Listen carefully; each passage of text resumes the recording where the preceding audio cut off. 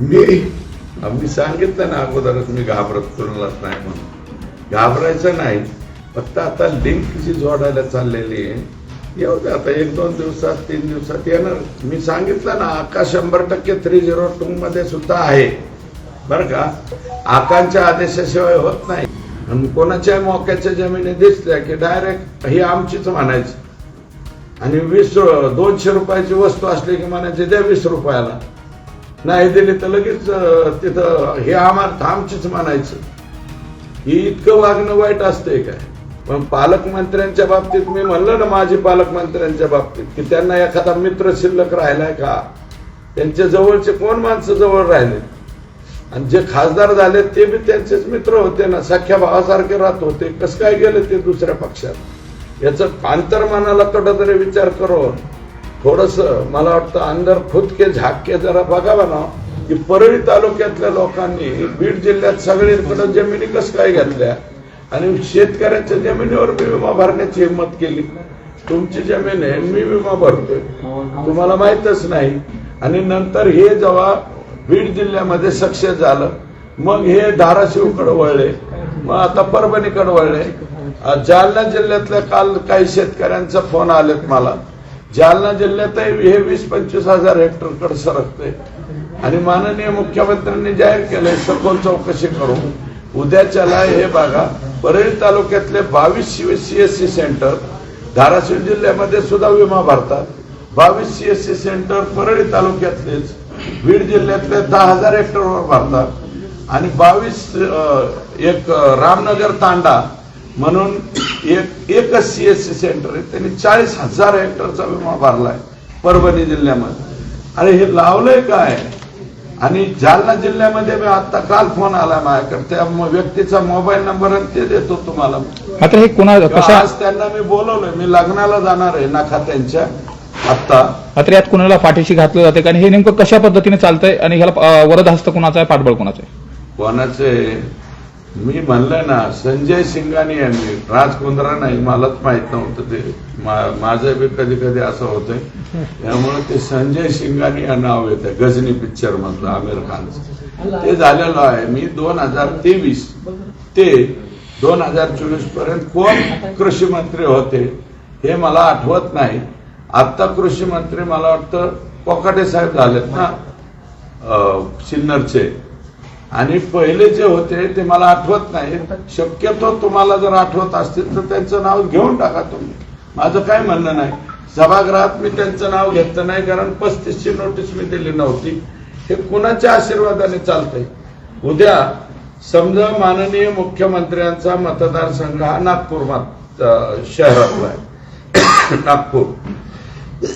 नागपूरच्या साहेबांच्या मतदारसंघातल्या लोकांनी जर संपूर्ण महाराष्ट्रामध्ये पीक विमा भरला आणि त्याचे पैसे मिळाले, थोडं तिरकं नाही ना, 8,000 कोटी रुपये समजा राज्य सरकार आणि केंद्र सरकार जर एका वर्षाला शेतकऱ्यांना देत असेल आणि त्यातले 2-2 हजार कोटी 3,000 कोटी रुपये हे जर असे CSC सेंटरवाले आणि परळी तालुक्यातले माननीय जे साहेब 1,42,000 निवडून आलेले आहेत त्यांचे लोक असतील तर मला वाटतं हे आता फार झालं.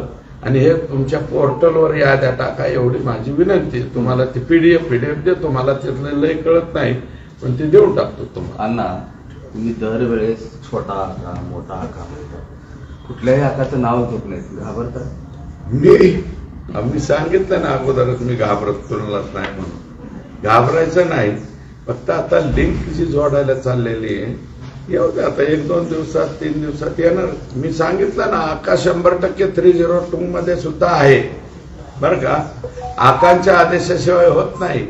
आणि 9 तारखेला घटना घडली आणि 8 तारखेला आका तिथं एका ते इंग्लिश दारूचं लायसन भेटलंय मला वाटतं, त्यांनी कुठून तरी विकत आणलंय.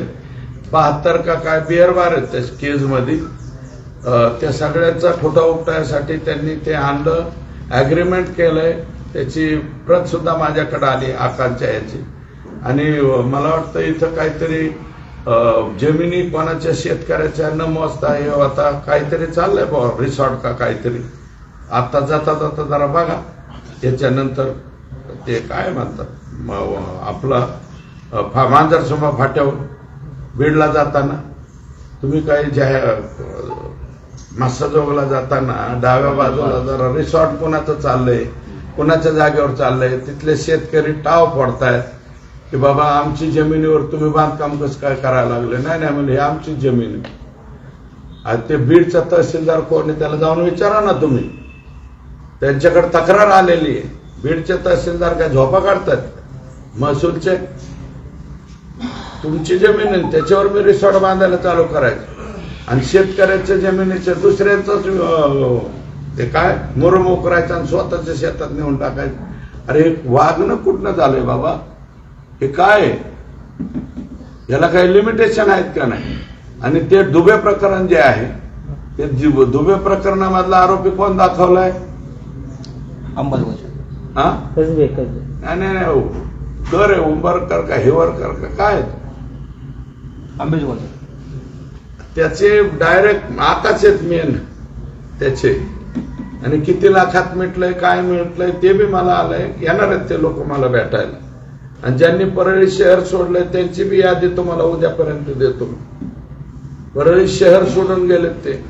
आणि कोणाच्या मोक्याच्या जमिनी दिसल्या की डायरेक्ट ही आमचीच म्हणायची. आणि 200 रुपयाची वस्तू असली की म्हणायची द्या 20 रुपयाला. नाही दिली तर लगेच तिथं हे आमचीच म्हणायचं. ही इतकं वागणं वाईट असतंय काय. हा अरे तुम्ही आम्ही तर 99चे आमदार आहेत आणि तुम्ही 99 पासून आमदार आहेत बाबा. कुणाच्या जमिनीवर जाऊन असं काय आमचं जे वावर म्हणल्यावर कसं जमायचं. हा हे वागणं कुठलंय, पद्धत कुठली, अधिकाऱ्यांना बोलण्याची भाषा काय होती त्यांची. काही रेकॉर्डिंग असलं तर जरा व्हायरल करा. हा IAS IPS ला सुद्धा कसं बोलायचं, कलेक्टरला कसं बोलायचं, यांचं बोलणं कसं असतं काय असतं मी खाजगीत सांगेल तुम्हाला. याच्यावर बोललं तर बीड जिल्ह्यामध्ये असले काही लोक बोलत असते.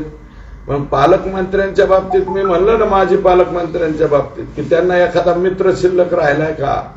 त्यांच्या जवळचे कोण माणसं जवळ राहिले. आणि जे खासदार झाले ते बी त्यांचेच मित्र होते ना, सख्या भावासारखे राहत होते. कसं काय गेले ते दुसऱ्या पक्षात. याचं अंतर्मनाला कुठेतरी विचार करून थोडस मला वाटतं अंदर खुद के झाक के जरा बघावा ना. तुमचे पहिले तुम्ही असे नव्हते, हे आता ह्या 5 वर्षात असे का वागायला लागले. आणि काय काय चर्चा तुमच्याबद्दल येतात काय काय नाही हे जरा लोकांना. एकट्या ती माऊली जी बडबड करते काय त्यांचं नाव आहे, आजपर्यंत मी कधी म्हणलं नव्हतं. त्या बीडमध्येच राहतात मला वाटतं.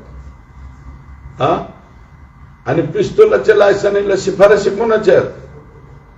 अरे लक्ष्मीपूजनाच्या दिवशी गाड्या पुसताना वर गोळ्या हाणतात तुम्ही.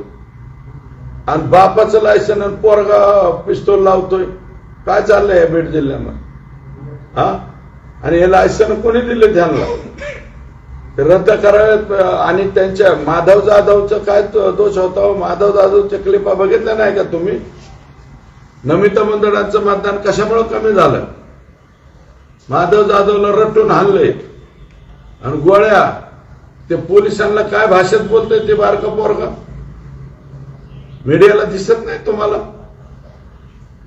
तुम्हाला म्हणता येत नाही ह्याच्यावरती. ती क्लिप परत परत दाखवा ना, महाराष्ट्राला दाखवा, जगाला दाखवा. त्या माधव जाधवचे असं वरून तो पोरगा असं बोलतोय कुणाला, पोलिसाला. अरे आम्ही आता 54 वर्षाचं झालो बाबा, 55 वर्षाचं होतो. आजपर्यंत पोलिसांना चुटक्या वाजवून फिटक्या वाजवून आमची बोलण्याची हिंमत नाही झाली.